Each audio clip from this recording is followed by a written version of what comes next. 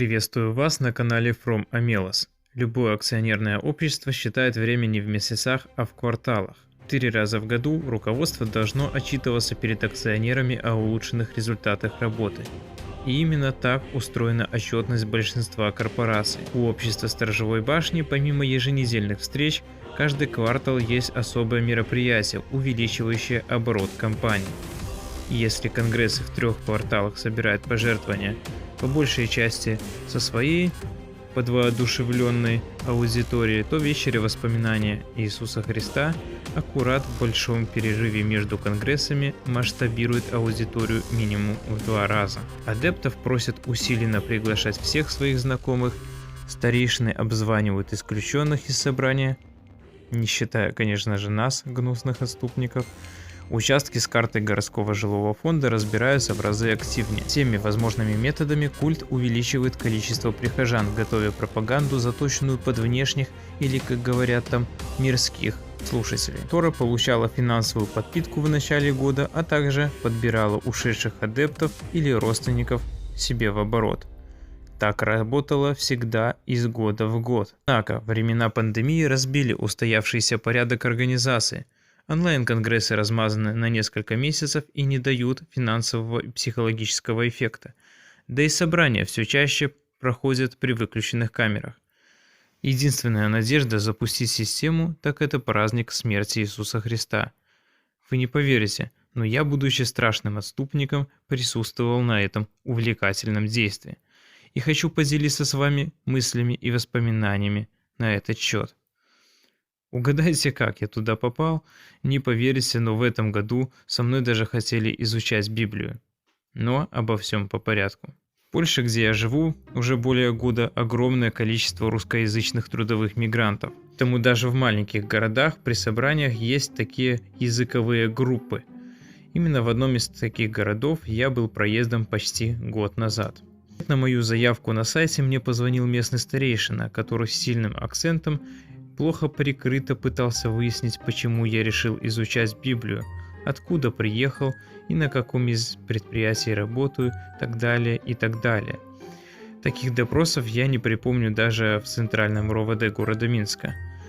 Простите, что нет записи разговора, но она была очень плохого качества. Вот-вот намечалась та самая вечеря, на которую меня, конечно же, пригласили. И знаете что? Судя по всему, я был единственным новичком в этой конференции. Что мы имеем?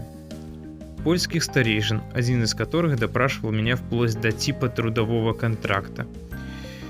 Семью, которая то и дело затаскивала обратно в кадр своих детей, будя их и заставляя слушать. Романа, который почему-то стоял перед камерой с очень серьезным видом. После полугода прозрения я понял, насколько нелепо выглядят замученные от тяжелых работ люди в костюмах и галстуках, да еще и перед камерами. Это уже не парадная или деловая одежда, у свидетелей она фактически вторая рабочая или так называемый духовный комбинезон.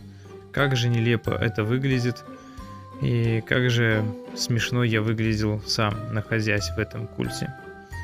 Поймите, большинство из них переехало не от хорошей жизни и точно работают от 8 до 12 часов в день. Многие, приезжая на заработки, конечно же, растеряют всю свою духовность по дороге. Контроль ослабевает, а вслед за ней и вера. Самые жестокие и вправду выглядят измученными. Однако главный человек во всем этом движе – он. Даю 90%. Этого служебного помощника скоро повысит. Мало того, что он был за аппаратурой и администрировал Zoom, его молодая жена постоянно нашептывала ему разную информацию, как только на экранах появлялись какие-либо движения или реакции. Этот товарищ подглядывал за трансляцией даже во время молитвы. Появление Баширова, то есть меня. Вы на самом деле кто? Баширов Андрей Петров. Это ваши настоящие имена? Да, это наш настоящий.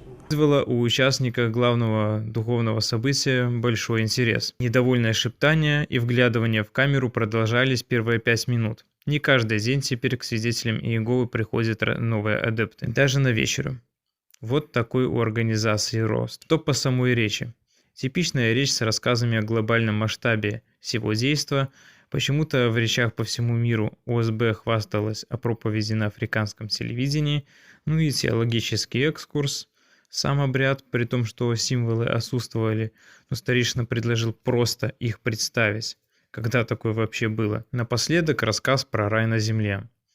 Так как у коренного поляка старейшины жизнь точно удалась, и единственное, что он сказал, что в новом мире не придется выплачивать кредиты за недвижимость, она достанется от Иеговы. Я не халявщик, я партнер. Верно, Леня. Мы партнеры.